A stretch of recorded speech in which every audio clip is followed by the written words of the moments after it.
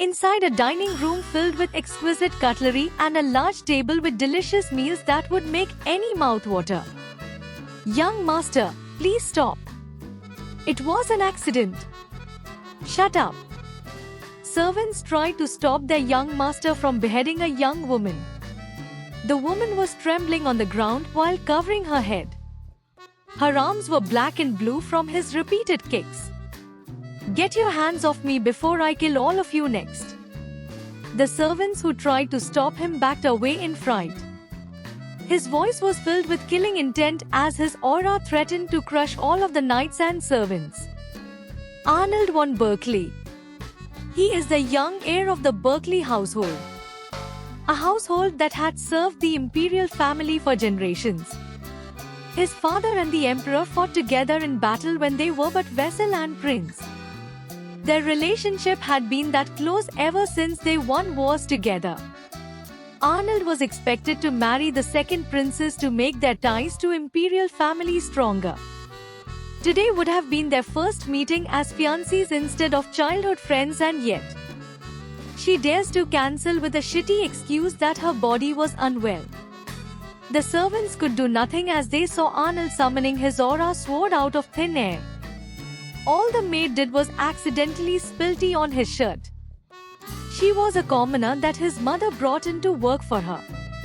Since the madam was out, she decided to take the duties of serving the young master together with his personal maid. Now she made the mistake of her life, upsetting the young heir of the Berkeley household. Not many survive. The servants didn't do anything to help the girl, partly because they didn't know her very well and that the young heir was the opponent. He was said to be a tyrant that would crush anyone even if they made a small mistake. He was a self-centered man that arrogantly flaunted his strength. He had sexually assaulted many girls at the academy before just because he liked them. No one could stay away from his clutches. They weren't safe. Only one had stood up to him. He was the hero that would have slayed the Demon King together with his comrades. They could be said to be equals, or more like the hero was far more talented. Arnold was a man with unlimited potential to grow. The worst thing about him was that he was aware of how talented he was. This caused his personality to worsen. By the time he was 10 years old, he was already deemed a prodigy of the empire. Many houses requested to marry him to their daughters in hopes of building a connection. His father, Marcus, was a mighty general of the past that managed to gain ducal status and become one of the most influential patriarchs of the empire. He wasn't just wealthy. He was a 9-star knight, so he was possibly one of the strongest people in the nation. With such strong genes in his body, it's no wonder why his son became so strong. But his strength and family background gave him a distorted personality. Arnold paid the cries of the servants no heed and only lifted his sword. His entire body was giving off a powerful and domineering presence.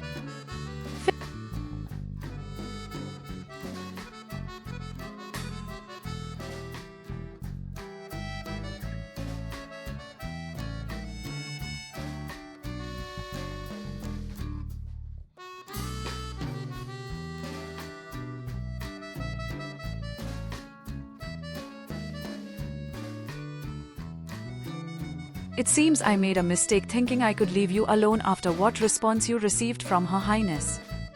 A middle-aged man stepped into the room. The servants and knights sighed in relief when the Duke came into the room. He returned from his trip. Another old man was busy dusting off his glove after taking it off. Sebastian. He was the butler of the patriarch of the family. No ordinary servant had the guts to hit the young master. He, however, was a different story. He was the one who trained Arnold after all. He was a 7-star martial artist. Excuse the mess, my lord. And I apologize for hitting young Master Al. He bowed to the middle-aged man. Do not worry, Sebas. This little brat needs to be disciplined properly. The man removed his coat and gave it to a maid. His name was Marcus Fuelius von Berkeley. He was the Duke and the Lord of this city, Lochinge. The city was located about 4 kilometers from the Empire. The princess and Arnold had a meeting today, but she cancelled it due to the circumstances. Arnold lay unconscious on the floor, perhaps suffering from a concussion since he wasn't moving. What happened? Marcus' eyes scanned the room. The young woman raised her hand. She lowered her head in shame as she muttered in a tiny voice, I accidentally spilled tea on the young master's shirt. Marcus sighed. Getting worked up over such a thing. Go to Adriana. She's in my office. Chances were that even if Marcus calmed Arnold down, the latter would just find the girl and hurt her again, even against his mother's orders. He was that petty and narrow-minded despite being a genius. No one in this household liked him. Rather, they would be happy if the young master was thrown out of the house. Only his sisters and parents still held affection for him since they were family. The other concubines didn't like him at all. Tea, thank you. She ran out of the room as if she didn't want to stay there. Marcus looked around the room. His eyes landed on a certain girl. She was the girl that Arnold brought in 2 years ago after visiting the slave market. Her hair was blood red and her eyes were blue. She was even more beautiful than some noble ladies even without makeup. This was why Arnold bought her the moment his eyes landed on her. She became his maid and the one who services him at night. He assaulted her one night and forced her to stay, otherwise he'd destroy her family's little shop. She had no choice but to stay with him and pleasure him. Even if she was sold to pay off her parents' debt, she still loved them. She only gets a few days a month to visit them. Lauren. Take care of Arnold for now. Tell him to come to my office when he wakes up. Her pupils slightly shook. She knew that he would lash out at her the moment he woke up. His fist would never miss its target when he was angry. Lauren rubbed her arm and nodded. Of course, Your Grace. Marcus nodded and looked to Sebastian. Sebas. Yes. Help Lauren take Arnold upstairs. As you command. Sebastian bowed. The head of the family left the room soon after. The 17-year-old boy's eyes opened up as he felt a mind-numbing pain that assaulted his head. He gritted his teeth as he held his head in his hands. A ceiling? And a luxurious room as well? Wasn't I at the convenience store? Ha! Where am I? Young master. An emotionless voice called out to him. He turned his eyes over and couldn't help but look at the girl with widened eyes. His mouth opened in disbelief. Red hair that resembled a rose. Blue eyes that could be described as beautiful as the ocean. She was wearing a maid outfit that they usually wore in Europe.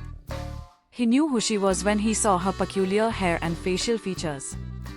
There was literally no one else who had such beautiful sculpted facial features on this continent. Lauren. Yes. Lauren, a major character in a game he used to play every day at home. After losing his job, he turned his attention towards gaming after leaving it behind to focus on his social life after high school. His hard work and dedication earned him the top rankings in the game. His guild was ranked number 3 on the leaderboards. By the way, the players couldn't become the hero. Only special events allowed that. In order to play the game, you'd need to make your own avatar online. You gather other players and then make a guild or clan with them. You could choose to help the hero slay the Demon King and the other villains or not. Liam was part of the number 3 guild of the top 100 rankings. He was a mage, so his equipment was obviously magic items. If this is the game, then the things I earned in the game should still exist, right? He wasn't sure if his hypothesis was correct or not. Since the game was an open world before, players could simply steal another player's loot as they wished. As the game was the future of gaming, you could basically do everything in it. Even get a family. But due to social issues, the devs made some limitations. Too much of something good could harm a person's mentality after all. Anyway, even a puny noob at level 1 could invade the Demon King's territory. That depends if they could survive the Beast Glades. Liam was a level 100 before. Not many people were able to reach the level cap of the game. Lauren hesitantly approached the bed.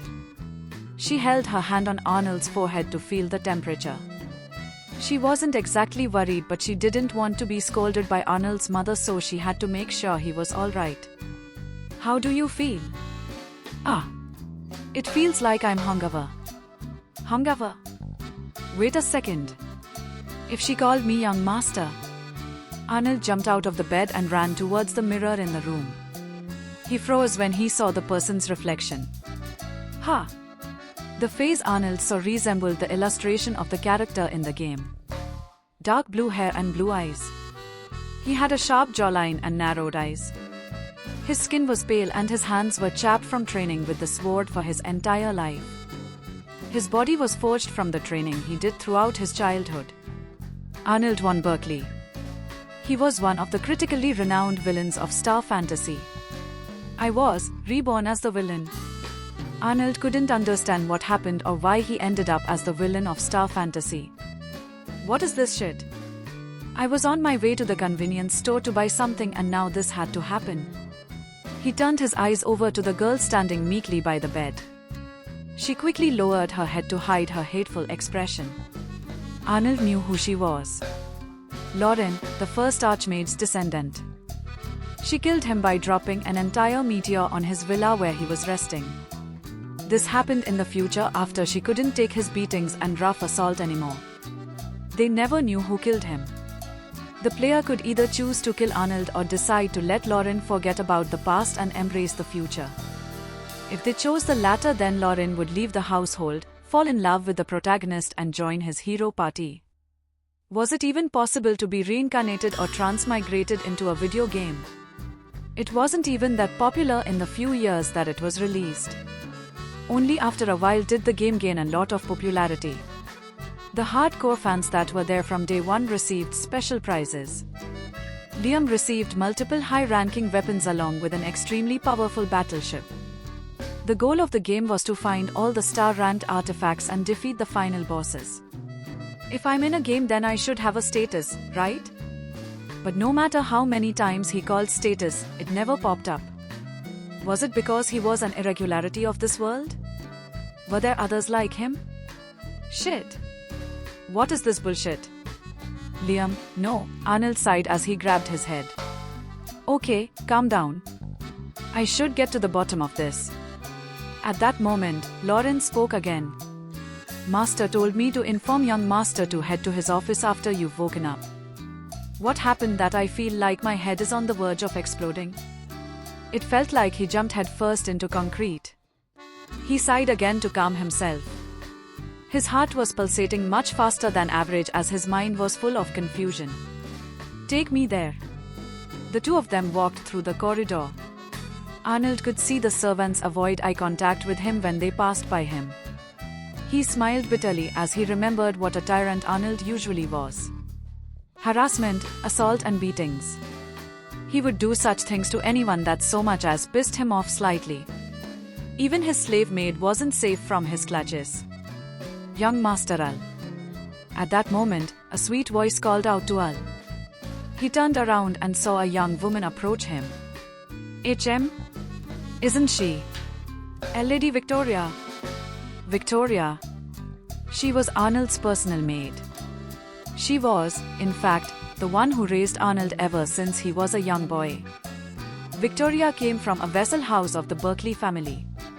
She started working here when she was at the tender age of 15. Despite serving the Berkeley family for a decade, she hadn't aged that much. Rather, she had grown more beautiful. She was a woman with long black hair and red eyes. Her collar was slightly open and revealed her big chest. Holy Mother of... He already saw her illustrations in the game. She was always deemed the big boob maid. Players could receive quests from her, as well as help in the game. Out of all the women the villain Arnold was close with, she was the only one that didn't fall for the hero or plot his death. Rather, she was in love with someone else. I heard you caused quite the trouble. Al, that's not very noble of you. Let me take it over from here, slave. Go to your chambers. Only a few people could call him Al. his mother, sisters, and finally, his personal maid, Victoria. Yes. Lauren obediently left. Let me take you there. Victoria was smiling, but her eyes were coldly looking at Arnold. I thought you've grown, Al. Why did you have to let me down this much? Her eyes seemed to convey her thoughts as such. Okay. Arnold didn't say anything and only followed after her. He could see her garter belt under her maid dress wrapping around her meaty but strong thighs. With a body like that, any man would go crazy with lust. However, she had yet to choose a husband. She was still pure as well. That further intensified the animalistic lust in men. Her hair released a sweet scent of flowers as Al walked behind her. It was the kind of smell that wasn't choking like all those ladies of nobility who wear so much makeup. Arnold failed to understand why she didn't fall for the hero. The hero was loved by all. He was blessed with peerless handsomeness. His skills and swordsmanship was second to none as well. No one could compete against such a charismatic individual. Even his fiancée, Olivia, who was on par with Victoria in terms of beauty, fell for this scary stew of a hero. He was literally without a fault, and that was why everyone loved him. No, he had one particular flaw, but it was fixed when he had his comrades around him. She was the one who protected Arnold when he was about to be slashed by the hero's sword. That was how Arnold became a main villain. He was already teased to be one, but that was the trigger. All the players cried for her death. She was an important figure in the game and the hero just had to kill her. Many didn't like how it was set up. Didn't Arnold match the hero in strength? We have arrived. Before Victoria pushed the door open, she fixed Arnold's shirt and tie. She patted down his spiky dark blue hair and looked at him seriously. Please don't make a fuss this time. You will be in the presence of the Duke. Arnold cleared his throat. He haughtily walked past her with his hands in his pockets. Whatever. Out of my way. She smiled wryly and stepped back. That was how Arnold usually spoke to her. Good old bastard, Al. I will prepare your bath in the meantime. Victoria bowed before descending down the stairs. Liam sighed in relief before opening the door to the Patriarch's office. Sit down. He saw red eyes glare at him from the other side of the room. Marcus von Berkeley. One of the strongest knights on the continent.